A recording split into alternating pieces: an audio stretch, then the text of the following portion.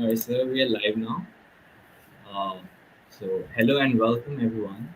I'm Farhan, and this is the fourth episode of Anveshana session, a series of expert discussion and Q&A on issues of climate change and human rights. The destruction caused by the Second World War compelled people to establish an international organization for keeping the world away from the war in favor of friendship and cooperation among all the nations. With this objective, United Nations organization was established on 24th October 1945. Likewise, many regional organization has been formed with the same objective, but the wars still exist and are being fought between and in the nations. So today, we present this expert discussion with Dr. Avinash Godbole. He is a professor of international relations and assistant dean of Jindal School of Liberal Art and Humanities. He is also a visiting faculty at Naval War College, Goa, and he had also been a visiting Fox Fellow at the Macmillan Center at Yale. Thank you so much, sir, for accepting our invite and being generous enough to join us in this session. Thank you, Paran, for Uh, inviting me. Thank you. So this session, the first question would be an introductory question on the topic. It's like, what are the major reasons for war to happen, and why even after so many efforts put in by the world leader and so many organizations, the world has not still able to stop it from happening. Okay, so the field that in which I research, international relations, its primary question is this only. And if we actually can solve this question, why does war happen? That is the Yeah. most basic question on which we study. So, and I mean, when I teach my field of international relations, I introduce the subject with this. I ask my students this question: why does war happen? The second question is then once you find the causes of the war, how do you avoid war from happening, right? And the field of international relations, the modern field, is based on these two principal questions. And so, I mean, on this question itself, we can continue discussing for a long, long time.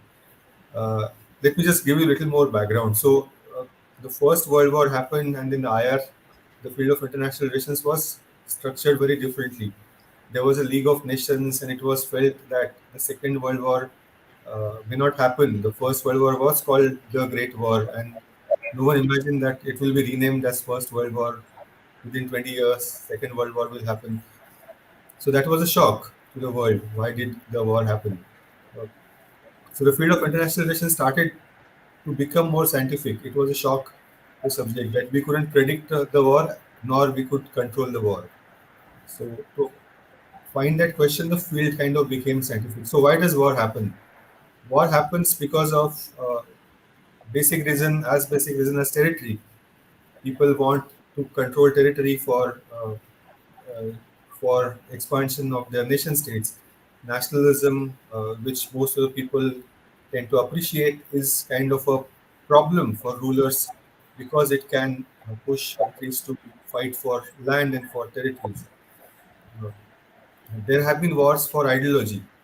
So communism versus the free world has seen several wars because of that. Ethnic issues have caused wars in the past, and ethnic tensions, fights between different communities, insecurities tend to cause wars. Uh, the leaders, several leaders, their personal ambitions, and that is one of the reasons attributed to the present invasion in Ukraine. Is also a reason why war can happen, and so there are several more reasons on why wars happen.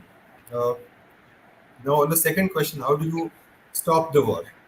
Uh, how to stop the war uh, becomes so first is the first way to answer this question is how to avoid the war. How do you delay a war potentially?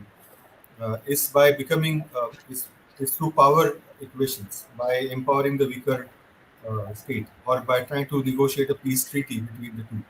Peace treaties are ways to delay the war by trying to create alternative channels for communication, like media, like journalists, like track to dialogues, to establish, find more ways to establish peace. And UN was one of the efforts to find alternatives to war. I mean, the principal idea of UN was really to find a better world order and to have a better peaceful international relations system. But it wasn't really going to avoid war because the way United Nations was structured, it was top heavy and the great power competition became their principal objective. So it never really remained about how to avoid wars. It really became about how to manage great power competition in a more sustainable manner. But again, as we see, it's a human tendency. War is not a new thing. Wars have happened historically. Uh, what has changed in the last 150 years about the war is the weapons have become more and more advanced. So wars have become more destructive, more sudden, and more shocking. We need a new kind of world order and architecture to avoid future wars of that nature. Actually. Very well said, sir.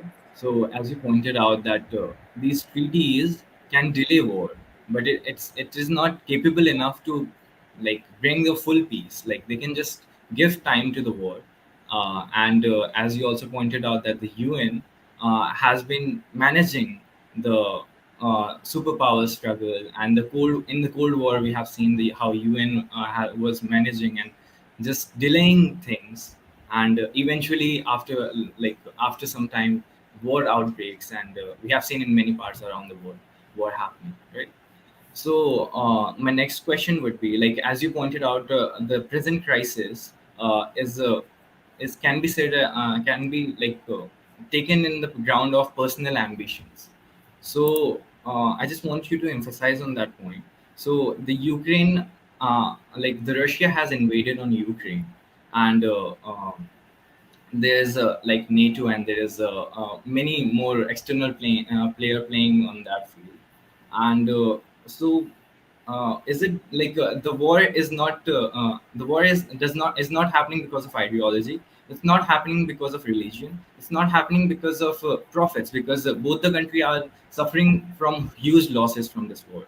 So is it because of personal ambition, and whose personal ambition, and how it could have been avoided?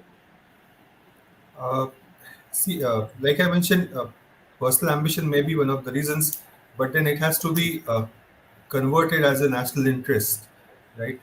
National interest is because of which countries run, and a person can very well convert or convey his own ambition as a national interest. There are permanent national interests and there are changing national interests. Personal interest and ideology are mixed in several cases, actually. The leader's personal aspiration to be known as a great leader and the ideology on which his or her government runs are always a combination. So it's very difficult to isolate. Uh, we can say that this war is because of great power competition and a mixture of ideology and a mixture of personal aspirations as well. Uh, Ideology in the sense ideology of the perceptions of that country as a of its security, and NATO may be one of the reasons. But despite NATO, it wasn't necessary or inevitable for Russia to invade. So NATO might be one of the reasons, uh, but the decision to go to war is based on the collective decision making of the Russian security establishment with the president at top and the military on its ability to fight the war, on its ability to take the cost of the war, and on its ability to win that war. On the basis of that perception, to get into the war. So it is definitely this Russian invasion of Ukraine is a combination of all of these things.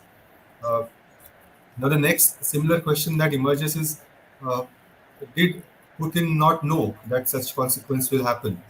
Uh, and I mean, everyone says that Putin might have miscalculated the kind of shaping of the war that happened or the kind of responses that have come. Uh, I'm not sure of that. I'm certain that Russia, as well as President Putin, was aware that sanctions will come, that maybe at some time NATO might be involved. There will be consequences for oil and gas prices, on banking structures, on Russia's involvement and ability to engage technologically with the world, I'm sure they were aware of such consequences. So, uh, why do leaders take that decision of taking the risk, right? Despite knowing the risk, the leader would enter the war. So, see, in international relations, there's an assumption of rationality that all the leaders, all the presidents who are deciding on war, who have the control over such large destructive armies, they are not fools. They're not, I mean, not fools in the sense they're not mad people. They are rational. So the decision to go to war or not go to war is a rational choice that everyone makes at some point. So it's definitely might be a rational choice to bear the cost for the gains, the cost benefit calculation. Uh, our perception it is that the Russians are losing the war, but in Russian calculation, destruction of Donbas region, the separation, the isolation and control of ports in the south, or the virtual division of Ukraine now that we are seeing in roughly about three parts, that might be still considered as victories from Russia. Whether it's, I'm not going into the point on the morality or the right or wrongness of this, but I'm saying that from their perspective, they might still be winning the war, whereas the world perceives that they are losing. That is why this gap of perception is a bigger problem when the wars happen actually. So all of these personal ambitions, national interests, and the meeting of personal aspirations and national interests together can have such destructive consequences. So, as you said, the personal ambition and sometimes personal ambitions can be converted into national interest. Like they both could be alike, can be put together, and in this case, Russia has already calculated, and according to its calculation, they are doing pretty well in its war, though the world has seen like though it seems like they are facing a lot of losses. But as you pointed out, as you said, the treaties can delay the war. So there was a treaty between Russia and Ukraine and US and UK, the non-proliferation treaty. Like after the Soviet disintegration, Ukraine held one third of the nuclear warhead of the Soviet Union, and it just agreed to dismantle everything and sign the treaty. So and just to just because they assured him, assured Ukraine that they would give him enough security and sovereignty, and they would not attack it. So and now we see that Ukraine is invaded, and doesn't it raise the question that the NPT treaty and all those signatory of NPT treaty would feel threatened and would feel like even we must start developing nuclear warheads now for our own deterrence and safety. Yeah, so you're right that I mean, uh, I mean your analysis is right, but then that logical progression of them moving to nuclear weapons might be slightly misplaced. But that is one of the reasons why we see that the situation in Ukraine is going to be projected by Iran or by North Korea as the reasons why they will not give up their missile technologies or their nuclear plans as such, right? So nuclear weapons will exist. So you're right that Ukraine did have close to 3,000 nuclear warheads on its territory when the Soviet Union uh, Disintegrate. disintegrated, and it agreed to give away those weapons for the idea uh, of collective security. So, uh, uh, what kind of promises that it was given at that point of time? What kind of promises were the Russians given when not only the post Cold War order was coming into the picture, but the reunifications of Germany was happening. President Yeltsin and others were definitely involved in the conversations around that. Uh, and why have some of those promises not materialized can also be considered into the picture. But NPT is not cannot be singularly faulted out here. NPT has a very limited objective.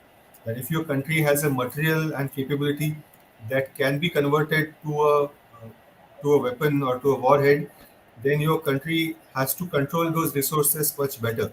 So, because Ukraine has Chernobyl and other nuclear sites, they have enormous capacity to turn the nuclear capability into non-peaceful uses as well.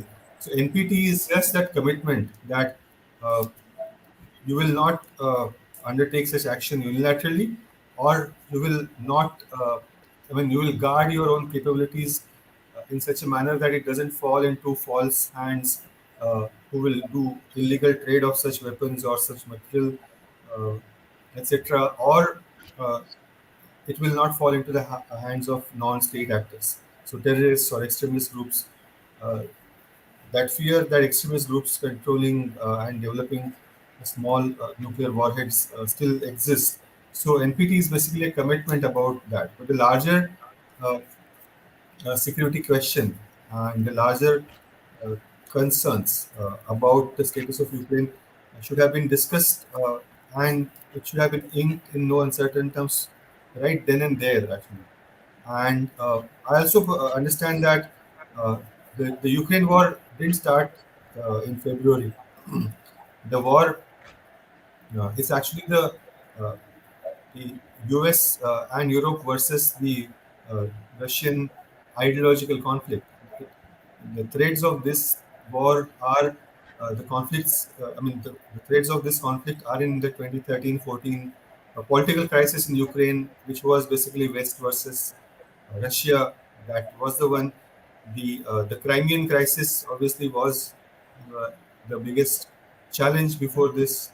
The Russian aggression in Georgia, the 2008. So it's a process actually, and uh, I don't know why saner voices have not prevailed over this. Obviously, the present crisis is the most destructive of all this, but I don't know why they have not imagined alternative ways of discussing this issue in a cool-headed manner with Russians, actually.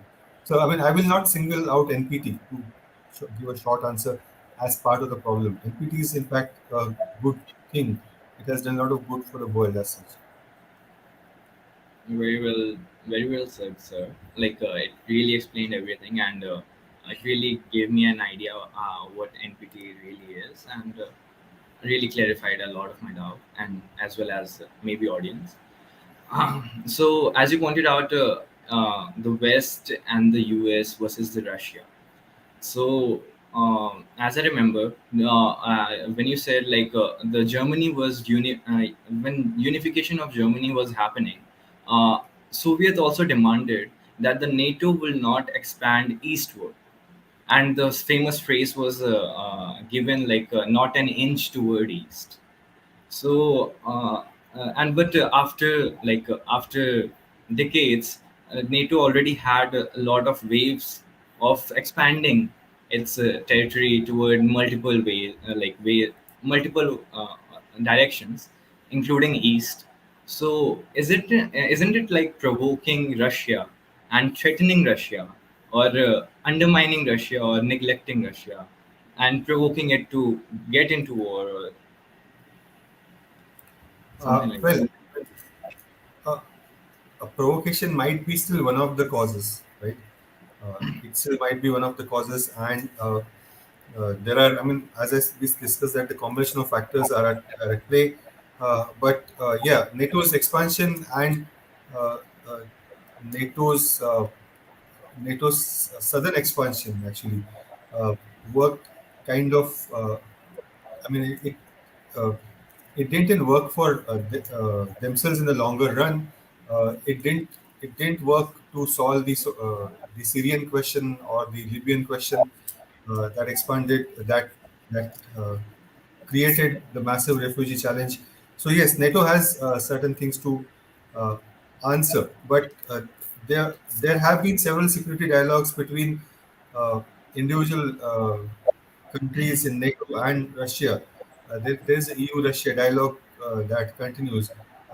I mean, some of the signals would have been read there as well. And uh, see, Ukraine, to my view, Ukraine was not about to join NATO, but some of the security establishment there and the uh, the willingness of the leadership present and previous to uh, be more autonomous was perhaps seen by Russians uh, as being threatening. So again, wars, like, to going back to the basic questions, wars happen because of combination of two things: reality on ground and perception.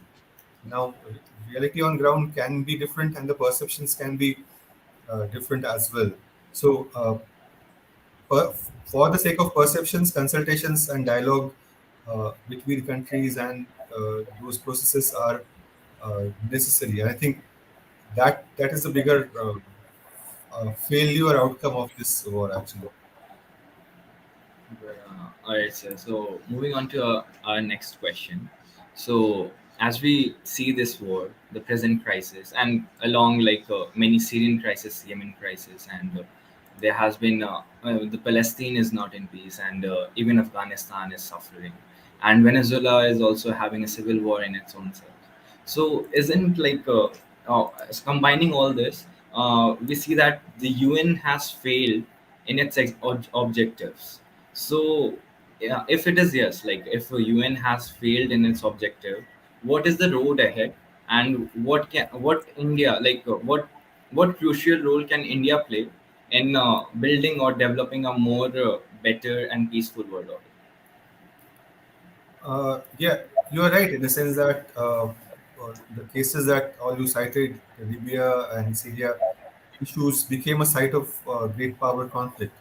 The Chinese have been using their veto power quite aggressively over the last 15 plus years, and Russians have again stood in to protect the regimes in Syria and Libya, despite them uh, instigating and taking uh, sides in ethnic conflicts, genocidal situations emerging in those situations. Also, the use of chemical wars was not could not be prevented because of this great power uh, competition as such. So, the great power rivalry is a constant in the world, no matter what color, if it's ideological or non-ideological. That is a permanent thing. And what the situations that other than Venezuela, I mean, Venezuela of course also has roots there. Uh, all of these have Cold War roots. The Afghanistan crisis has roots in the Cold War. I mean, Afghanistan was very different before the Soviet invasion there, and everything that has happened, the creation of militant Islam is a political creation of that Soviet invasion, as a consequence of that Soviet invasion. So that has continued, and uh, reversing those is going to be a very slow and costly processes. Venezuela crisis as well. The trade barriers, uh, the desire for US to control some of its energy trades and concerns, but also the inability uh, of the domestic government to control uh, government spending and public demand, making a balance of that.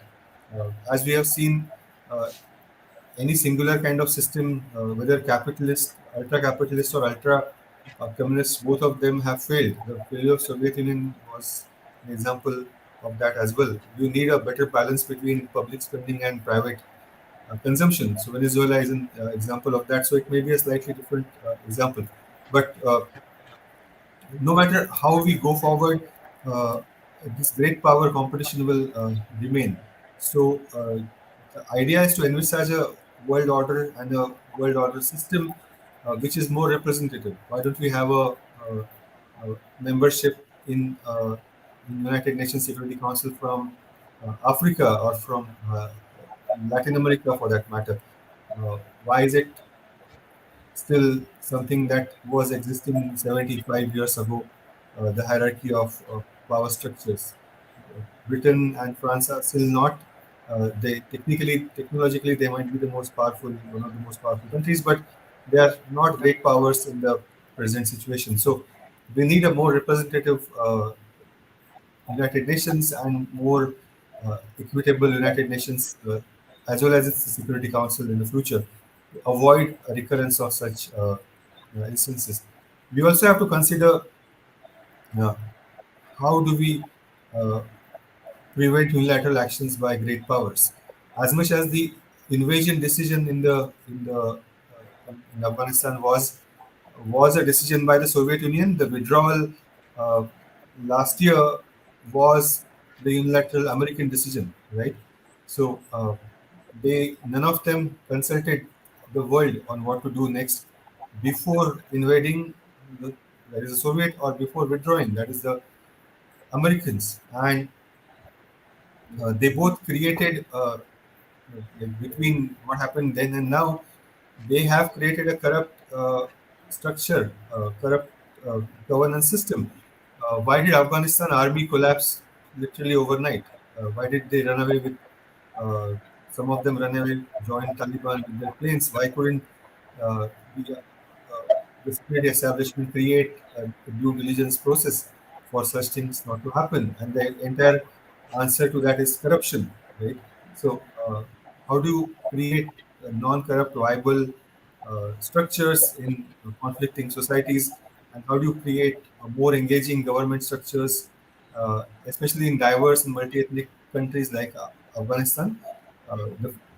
In future, institutions like UN also have to discuss these questions more seriously.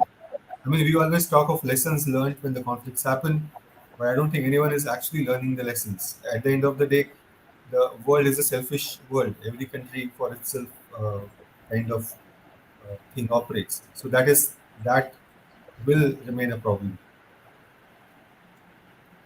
Yes, so as you pointed out, uh, the the world is selfish. Like every country has their own national interest, and they work on to achieve it, right? And you also said the unilateral actions. So as Russia invaded Ukraine in a unilateral action, and the same way sanction was proposed towards Russia by the West unilaterally, and the whole world has to follow that sanctions. So isn't the this seems like the the big powers are dominating the small powers, which are in international arena, all are independent and all are sovereign, but still they have the big powers still hold some kind of dominance over those sovereign territory, and they can tell them what to do and what not to do.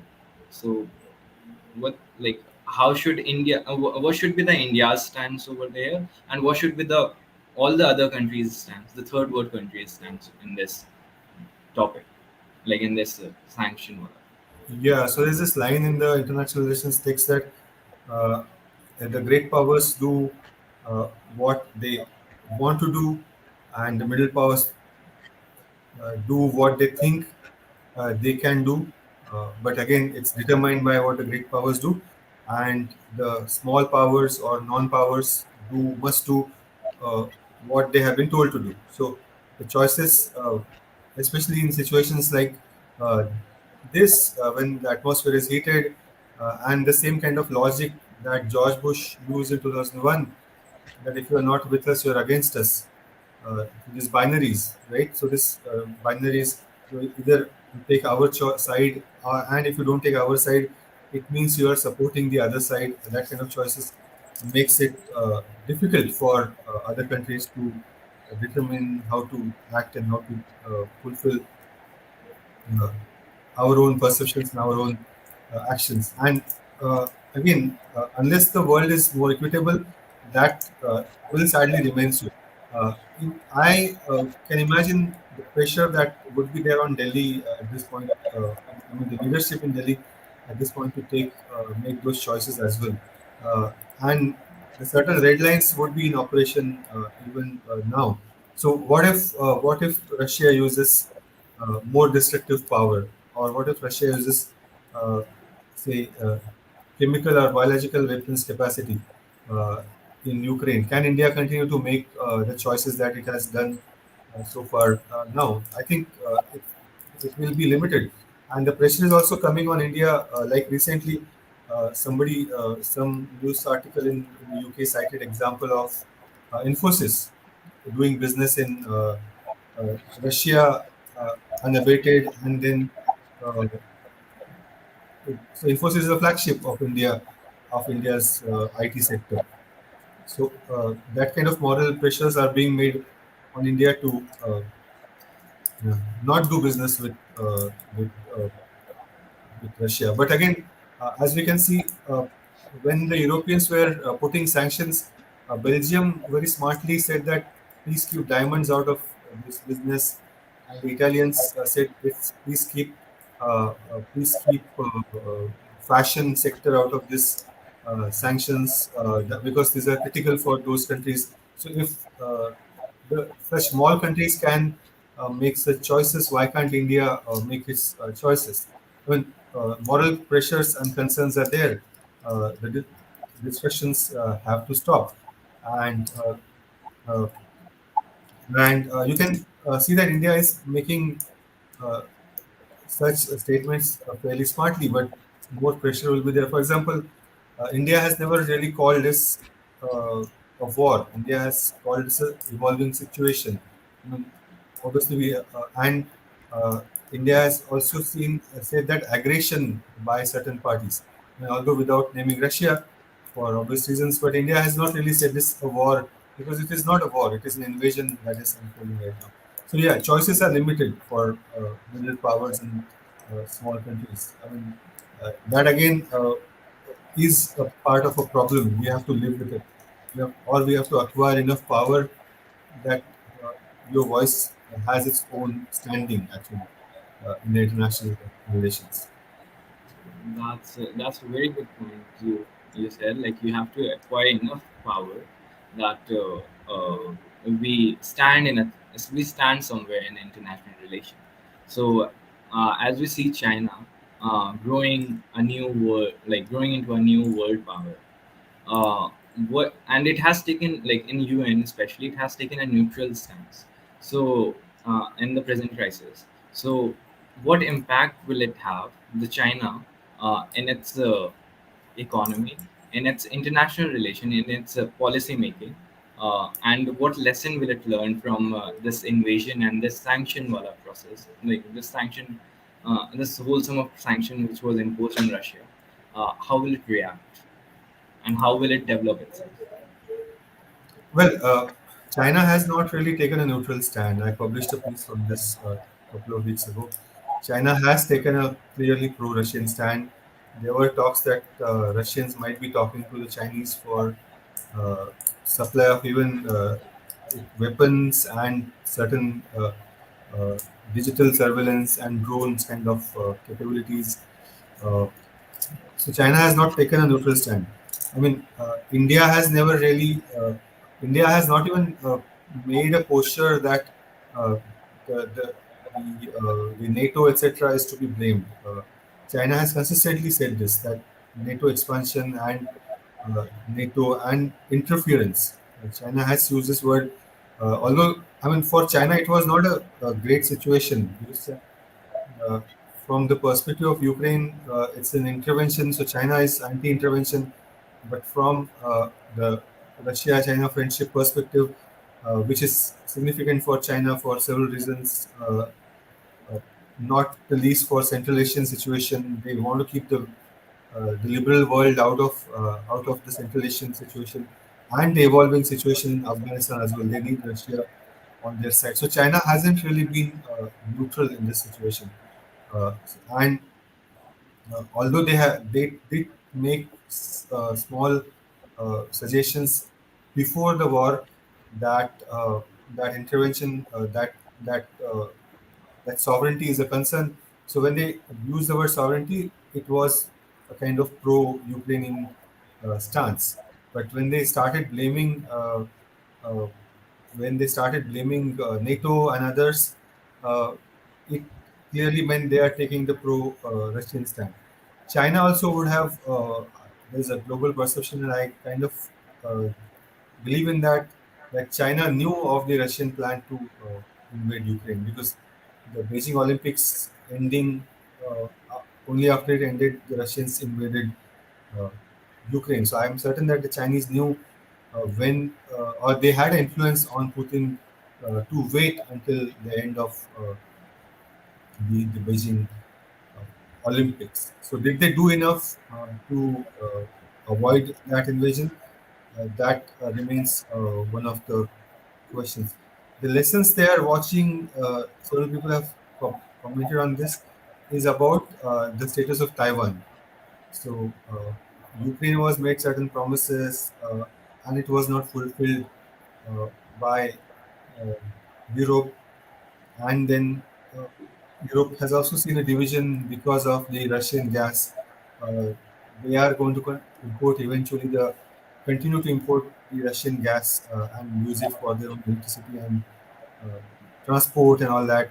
So uh, China is watching this, that the kind of interdependence Russia, not interdependence, the dependence that Europe's uh, big countries had on the Russian energy sector, that has limited their choices and responses in the initial stages of the war be, before the Russians actually invaded.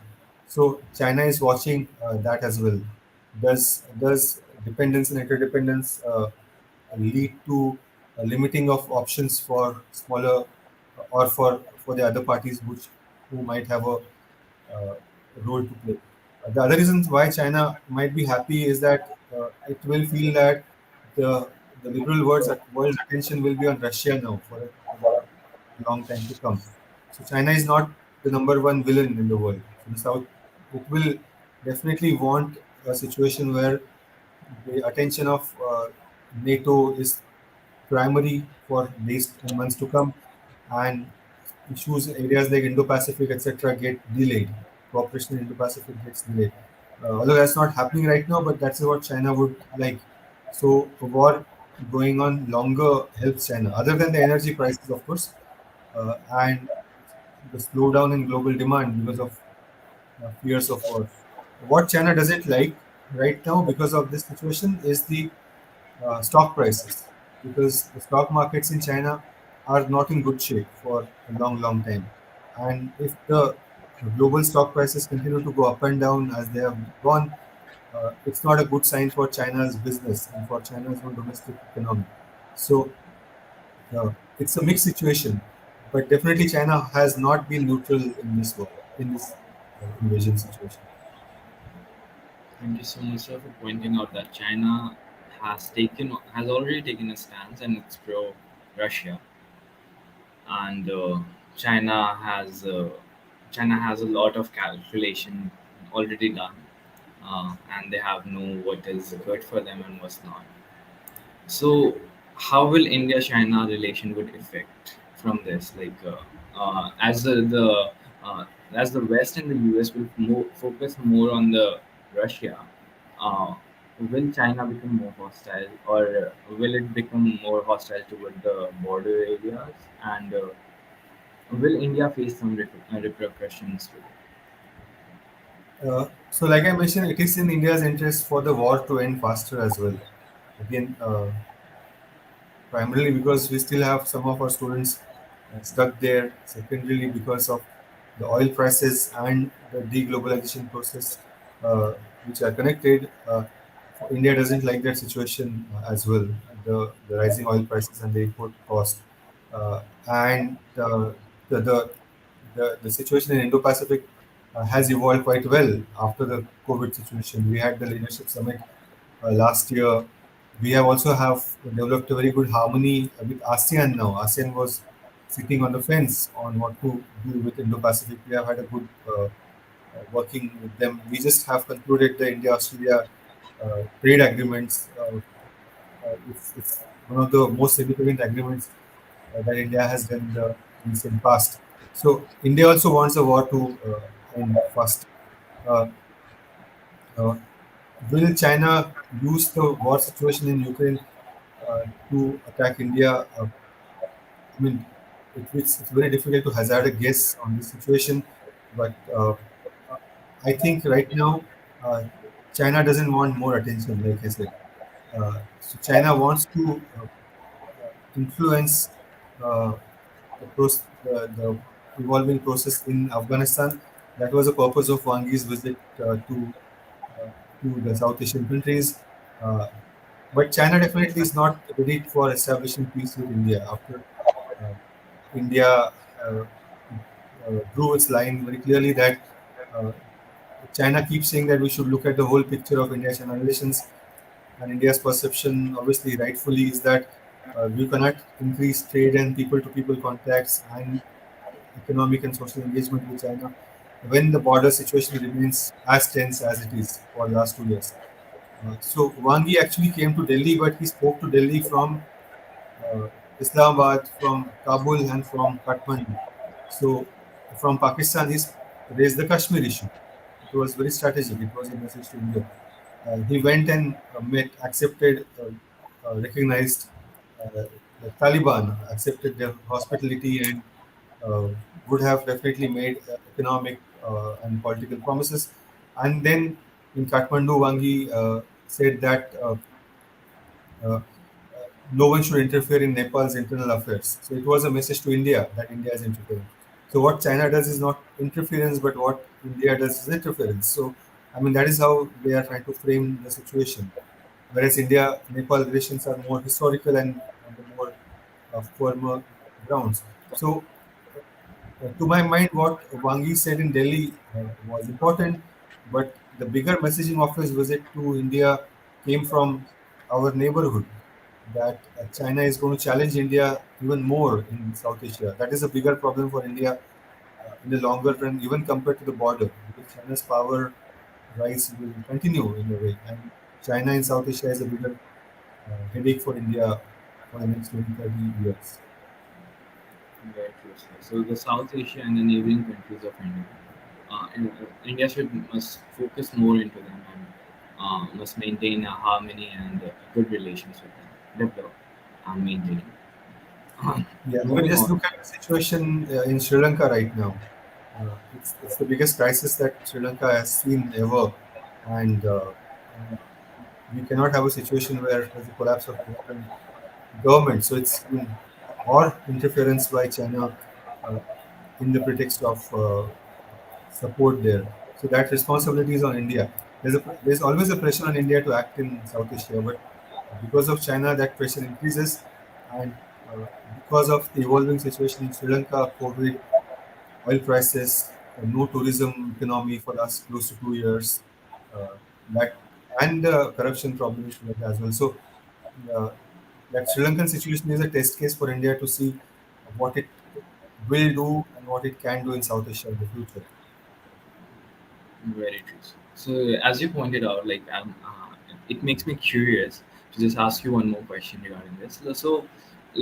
In Asia, uh, in South Asia especially, India has been like the major power, and it has been the subcontinent of South Asia in which most of the nations were carved out of India. So India is like a big brother of all the nations. So why does it happen other nations tend to go toward China more than India, or they sometimes they favor China more in like accepting loans or something like that. So what's the reason behind? Well, every country does play its own politics, and when the small countries get their choices to play one against another, they do that kind of thing.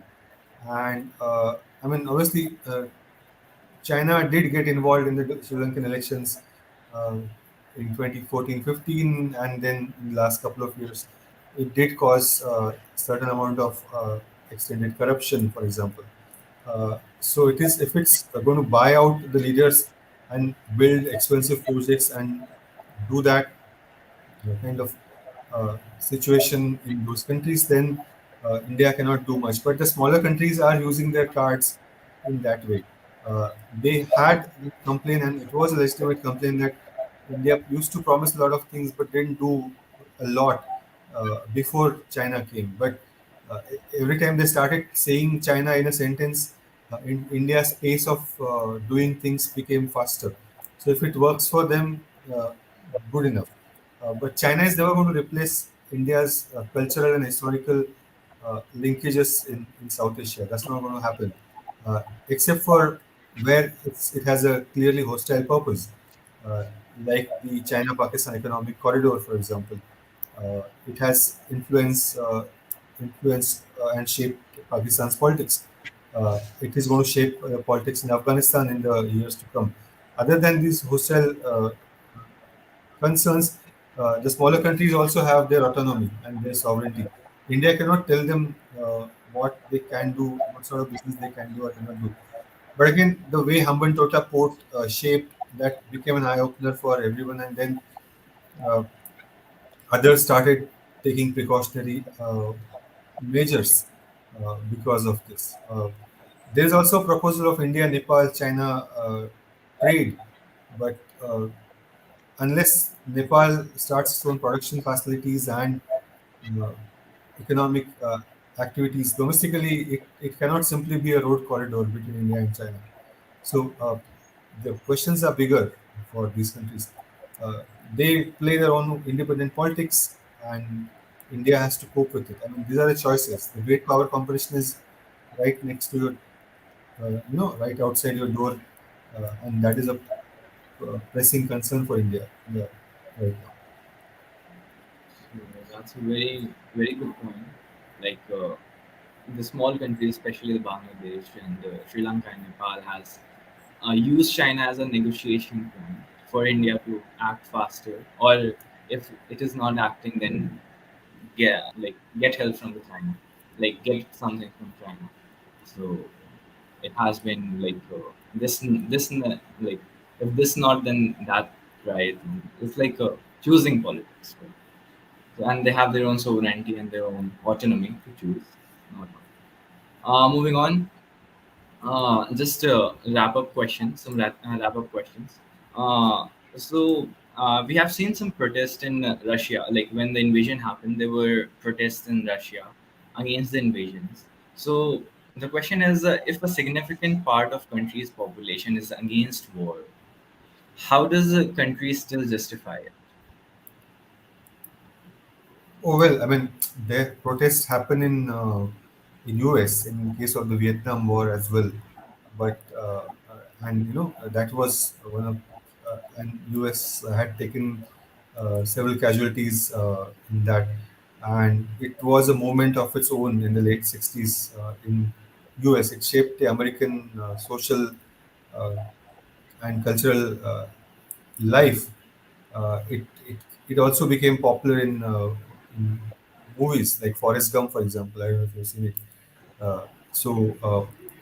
Protests happen, but Russia is no democracy. I mean, uh, Russia is no democracy, and uh, uh, the Russian and Ukrainian people have social linkages.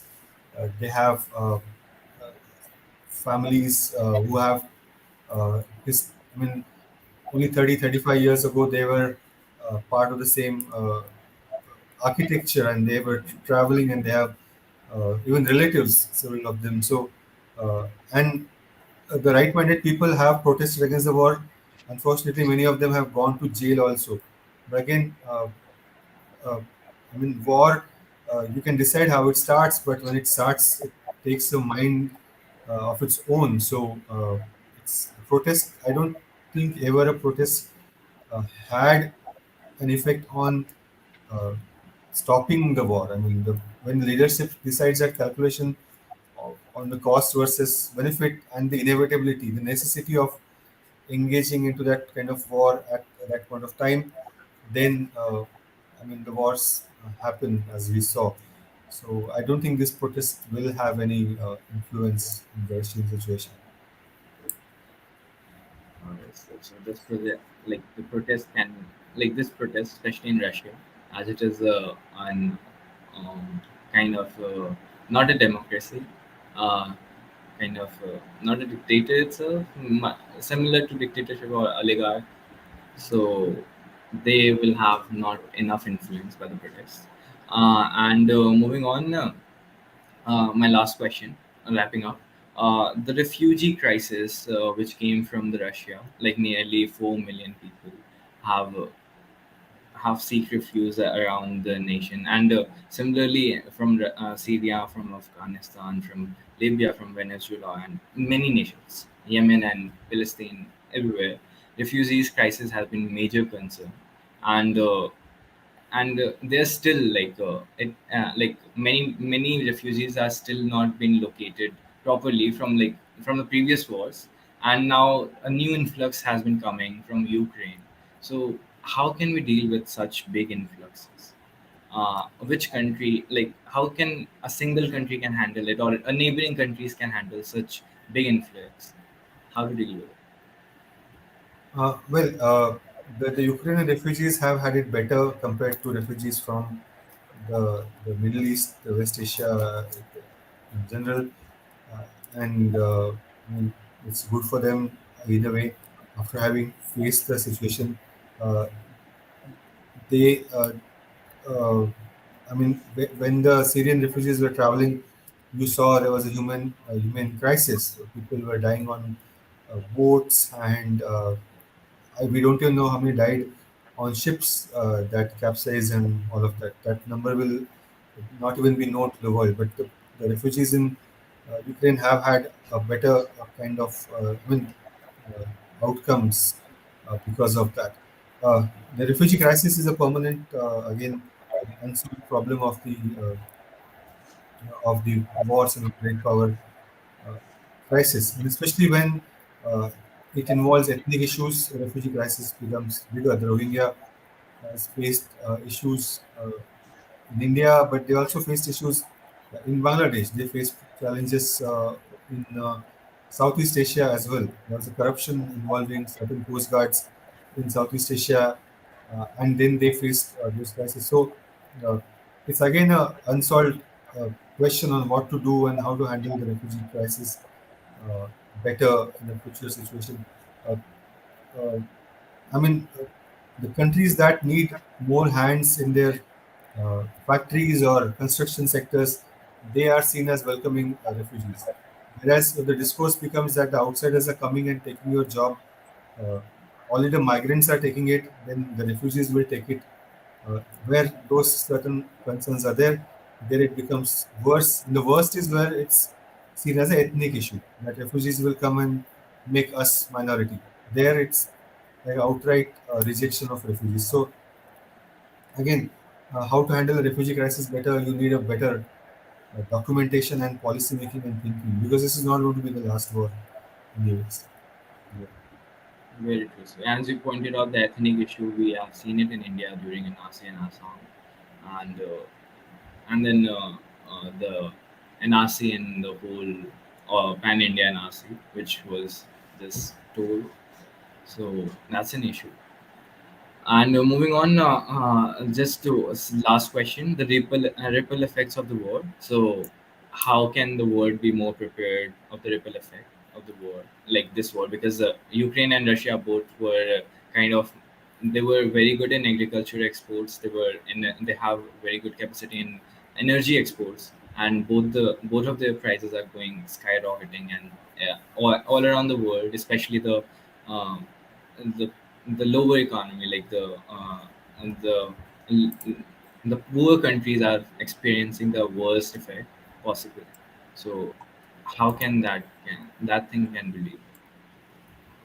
Yeah, I mean that's again a difficult question. I mean, uh, I don't think the world is going to face a shortage of food right now, or but the speculative impact of that on the prices and is a big concern actually.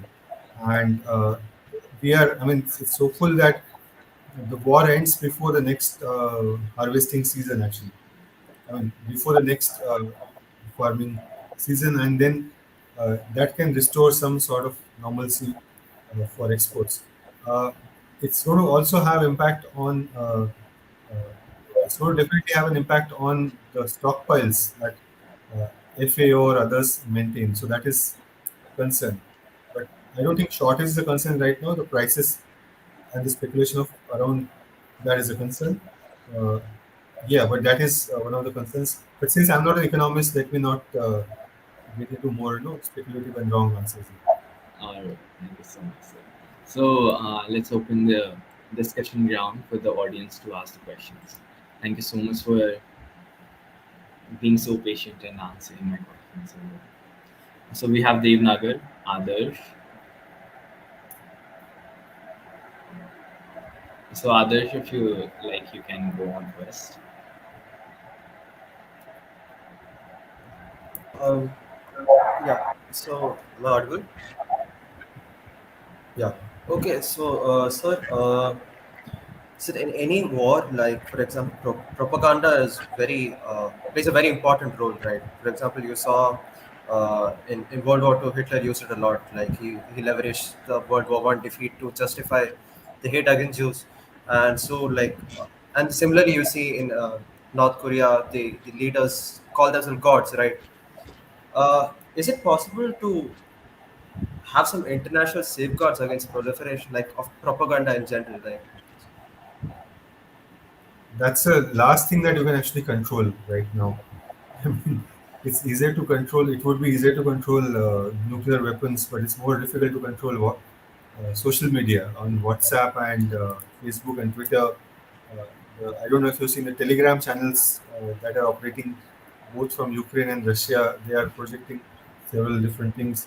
So uh, information is very difficult to control, and information is part of the warfare actually. The, the fact that uh, we have seen this projection that Russia is winning or Russia is losing so quickly is all part of that information warfare. And I mean, it's the least, most difficult thing to control in the present era. It's information is part of the war and propagation of a bad side and a good side and a right side and a wrong side. Uh, it's all part of that information architecture. So I doubt it can be controlled. But again, if, uh, if anyone is interested in writing such a paper on how it can be done, it can be an interesting topic. But I think it's very difficult to control information, especially in the present era. I mean, the images of war reached our WhatsApp within 24 hours, right? So who's going to control and how? Yeah, that's a difficult question. Thank you, sir. Thank you so much, sir. Dev? Yeah, hello, sir. Like such an amazing, insightful session so far. Very congratulations to the team. Sir, I'm just a little curious. It's not exactly related to Ukraine and Russian crisis, but what I've been wondering is since the COVID-19 pandemic started, there have been the rise in tensions, like whether it be Indo-China, the tensions that India had with Nepal and Pakistan, and then the Myanmar coup, and then the Israeli-Palestine conflict, then Afghanistan, Taliban issue. So, is there a direct correlation between the pandemic leading to the rise in wars and instability across the world? And we also saw that, like in a lot of articles, it was mentioned that state surveillance increased during COVID-19 pandemic, and there were a lot of civil strikes as well, not just in Asia and South Asia specifically, but across the world. So, what is your take on it? Yeah, I mean, there was some trouble. So, Dev, can you just put this question in chat? But I understood the second part of your question better on the surveillance and pandemic, right? That was one of your questions. Uh, so, I'll just yeah, type that in the comment here. actually, your voice is breaking somehow to me. So he'll write the question on the comment section. And we already have a question in the comment section Right. from Rehan Ali. It says world leaders are in touch with India with respect to the Ukraine-Russia conflict. How far does India non-alignment movement policy help establish the world peace and specifically in the South Asian region? Uh, yeah, well, non-alignment does have its value uh, in having a voice of the uh, powerless countries together, and non-alignment is not necessarily a neutral stance. Actually, non-alignment is also a power posture. that we do not want the great power conflict in our neighborhood, and we want better policies for controlling that great power competition and the like. But uh, uh, I don't know if the Ukraine crisis is a moment for revival of the non-alignment movement. If that happens, I'll also be very happy to see moving into the future, and the utility of non-alignment again is going to be there. Yeah, so it's a useful point. That's amazing, sir. And Dev Nagar puts the question: is there a direct correlation between COVID-19 pandemic and the rise in tension and conflicts between nations? Okay, right. Yeah, so right. He had mentioned also the India-China conflict on the Galwan conflict. Yeah, so you can see that China might have seen that as a moment of gaining a more tactical advantage in the region, and uh, topping India's uh, creation of permanent infrastructure on the Indian side as well. So, yeah, there can be a correlation uh, in COVID-19 and the tensions, because uh, because there is an economic slowdown, because the countries are closing their borders and their minds gradually, uh, a closed mind becomes an insecure mind, perhaps, and that insecurity can lead someone to a conflict. So, yeah, I mean, the, it was imagined that the world will become more friendly and peaceful because of COVID. Will live as humanity, but our identities will remain. And the last 2 years have shown us only that it's not necessarily it's not easy to get over that identity question. I mean, just look that most of the developing world is still struggling with the supply of the vaccines, right? So uh, we have not able to answer that basic question even now. Whereas countries like US or some countries where in Europe have 6 times the kind of vaccines that they need. In some places vaccines are even getting wasted, but they are not reaching where it can be used. So yeah, it's a selfish world, and COVID-19 has exposed that selfishness in several locations. Very true, sir. And as you pointed out, like individual, uh, like individuals, how individual like become much more aggressive and when they don't have anything to do. The same when even nations become like when they and don't have business to run and they shut down their economy, they tend to direct into different directions. So, thank you so much, sir. This was a very interactive session and very insightful. It's already been 1 hour and 3 minutes. So and just 1 minute and one more question. We have received one more question. Uh, if you have time, I can just read it out. Yes, so I read it out like Priya B says, uh, can we say these tensions created purposefully by some great Yes. power to Yeah. Is take this specific advantage? to the Ukraine situation, or is it a generic question? I I think mean, I think it's I think it's specific to the Ukraine issue. uh, No, can we say these tensions created purposefully by some great powers to take advantage of the third world? I don't know, sir. yeah, I mean, uh, you guys, I mean, my email ID is there on my our university website for Yes, more sir. specific questions. I'm happy to answer it later. So All right. yeah, I'll put the email ID in the comment section, and if anyone wants to reach out to you, uh, uh, I mean, yeah, my profile is there. So anyone can search my profile all by right. name on the JGO website. So I'm happy to answer questions over email. You can give the reference that we you heard me in this chat, in this conversation, so it becomes easier. Yeah. Oh, it's So Priya B says it's I generic. just saw it. I just saw it. Yeah, I mean, again, it has happened in the past that great power competition does hurt the war, the developing world in much difficult in manners that are unimagined. So everyone keeps saying that the Cold War was a peaceful war, and there was no war in Cold War. But we in Asia did experience it. We in Asia have experienced the Israel-Palestine situation. Uh, it's an ongoing situation. We have seen uh, the Korean War. We have seen the Vietnam War. We have seen the 3.5 India-Pakistan war. So it's not as if the cold. We have seen the crumbling of Afghanistan as well over the last 40 years. So yeah, great powers do such things. So that is unfortunate. Very true, sir. Thank you so much, sir, for giving this answer and for this insightful session. I would like Adarsh to just end this live session. Thank you. Thank you for inviting me and wish you well for your future events as well. Thank you so much, sir. Just 2 minutes this live